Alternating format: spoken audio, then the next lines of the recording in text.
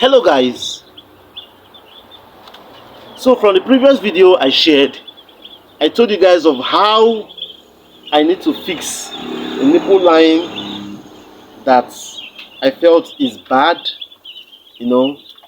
so I just lose it and I decided to share the videos with you guys on what I'm trying to fix this line. So when I opened it, so this is the joining.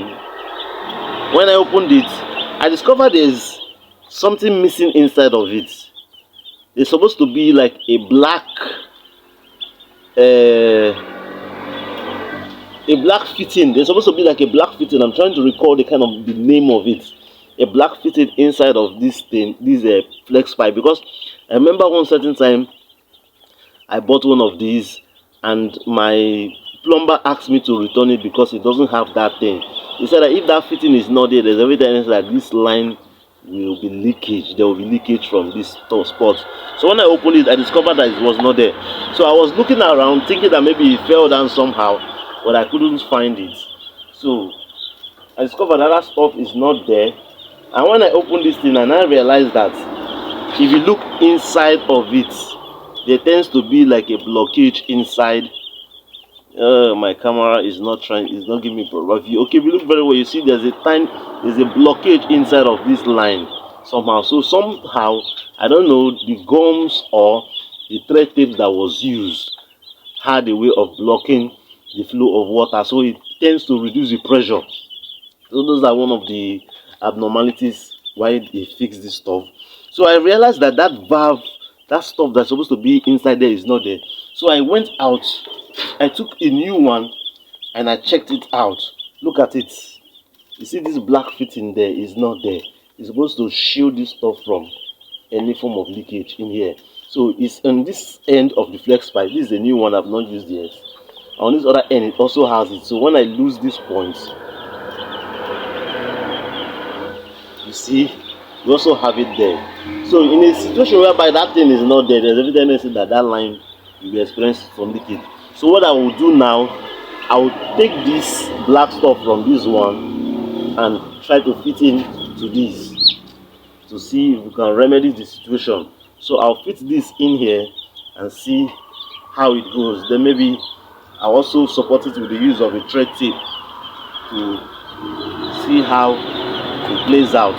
So I decided to share this with you guys so that somebody will get to learn and understand, so that in case you might find yourself in such situation, you don't just start running helter-skelter and get any form of panic. You'll be able to know what to do. So that's the essence of having platform. So I've joined it there. So I'm going to be adding some thread tape on this other end before I'll try to lock it in. Already there are some thread tapes there. There are thread tapes on it, but I'll see. Do I need to add more? Let me just add some thread tape to make it more stronger. So stay with me guys while I try to do this.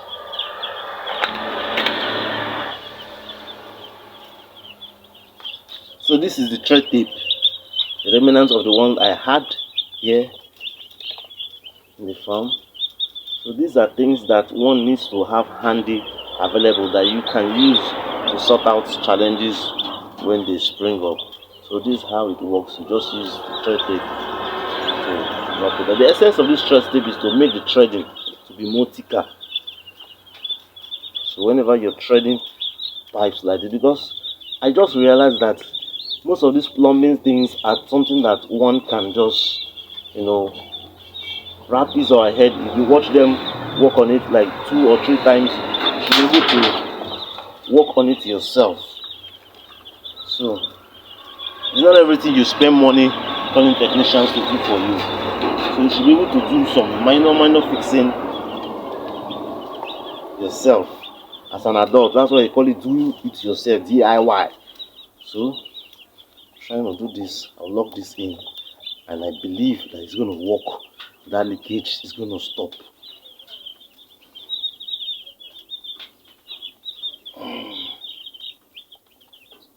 I think it's screwed, it's locked now. And don't make it too tight so that it doesn't break. That's so Stay with me, guys, while I try to drop this in back in for these guys. See, they're already starving of water. They're already starving of water. So let me connect this back here. So I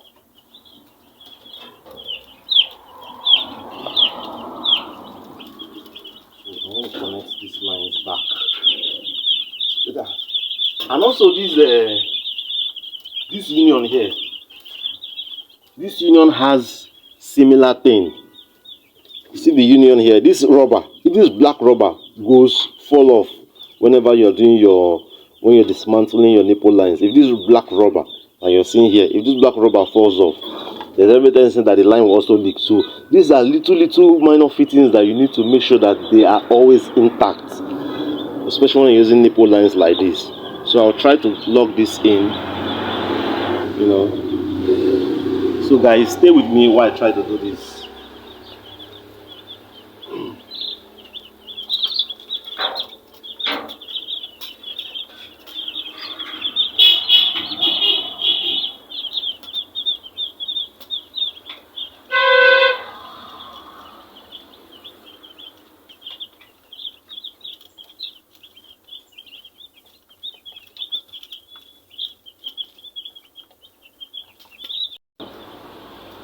So guys, this line has finally been fixed. So I've been checking down here.